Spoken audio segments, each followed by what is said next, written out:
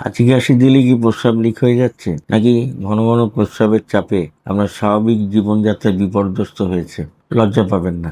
আমি ডাক্তার কৌশিক রায়চৌধুরী। গত 37 বছরে আমি প্রায় 30,000-এরও বেশি এই ধরনের রোগীর চিকিৎসা করেছি এবং তারা এখন যথেষ্ট ভালো আছেন। আমার চেম্বারে প্রতিদিন অসংখ্য নারী এই কষ্ট নিয়ে আসেন, যারা মাত্র আধুনিক ইউরোগাইনি চিকিৎসায় মাত্র 15 দিনে সুস্থ হয়ে বাড়ি ফিরেছেন। এই ভিডিওতে আমি আপনাকে একটি স্থায়ী সমাধানের রাস্তা দেখাবো।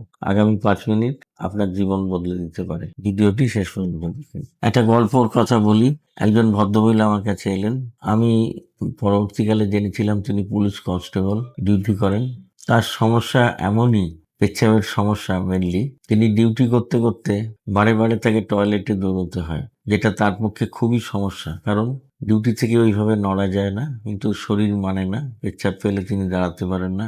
এবং এই বারে বারে টয়লেটে যাওয়ার কারণে না জেনে তাকে শোকজও করা হয়েছিল, যদিও পরবর্তীকালে তিনি ডাক্তারের চিঠি দিয়ে ব্যাপারটাকে ম্যানেজ করেছিলেন এবং আমার কাছে চিকিৎসার জন্য এসেছিলেন। এই চিকিৎসার ব্যাপারে বলার আগে ঠিক কি ঘটেছিল এবং আমি কি দেখেছিলাম একটু জানাচ্ছি। ওনার 2টি বাচ্চা, এবং সেই বাচ্চা হওয়ার পরে উনি সমস্যায় পড়েছিলেন। আগে অতটা কিছু ছিল না।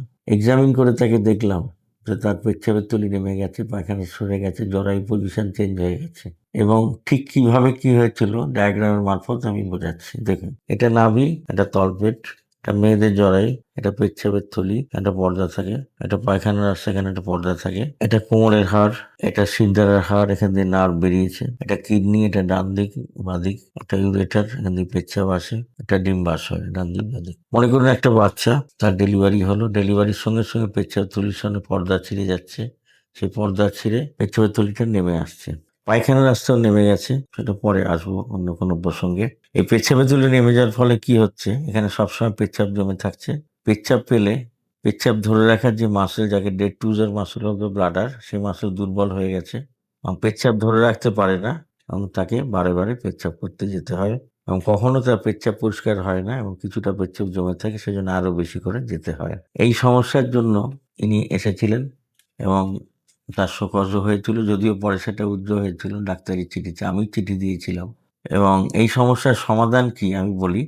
এই যে পেচ্ছাবের তুলি নেমে এসছে, এটা নিচ দিয়ে ভ্যাজাইনা দিয়ে সুন্দরভাবে রিপেয়ার করা যায়, যাকে পেলভিক ফ্লোর রিপেয়ার অপারেশন বলে। পেচ্ছাবের তুলিটাকে তার নিজের জায়গায় সেট করে দেওয়া হয়। এখানে একটা ফাঁসা আছে, একটা পর্দা, সেটা ছিঁড়ে যায়, সেটাকে রিপেয়ার করে দিলে পেচ্ছাবের তুলি আগের পজিশনে চলে যাবে এবং ধীরে ধীরে তার পেচ্ছাবের ব্যাপারটা সম্পূর্ণ নর্মাল হয়ে যাবে। এই কাজটি তাকে করা হয়েছিল, তাকে পেলভিক ফ্লোর রিপেয়ার বলে। করে তিনি এখন সম্পূর্ণ সুস্থ, কাজে জয়েন করেছেন, আর কোনো সমস্যা নেই। এবার ব্যাপারটা হচ্ছে যে এই সমস্যার জন্য তিনি অনেক ডাক্তারের কাছে গেছেন।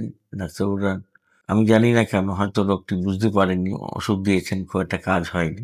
আমার কথা হচ্ছে, এরকম রোগী যখন আসবে অবশ্যই তাকে ভালো করে এক্সামিন করবেন এবং এক্সামিন করে দেখবেন ঠিক কোথায় তার সমস্যাটা হচ্ছে।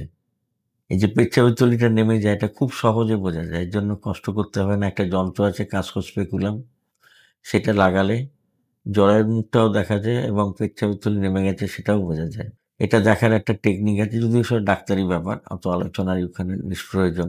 এটা দেখার পরে অবশ্যই এই পেচ্ছাবের থলিকে তার পজিশনে রিপেয়ার করে দেবেন, যেটা পেলভিক ফ্লোর রিপেয়ার অপারেশন আমি বলেছি। তাতে করে সমস্যা মিটবে এবং ভবিষ্যতে আর কোনো অস্বস্তিতে পড়তে হবে না।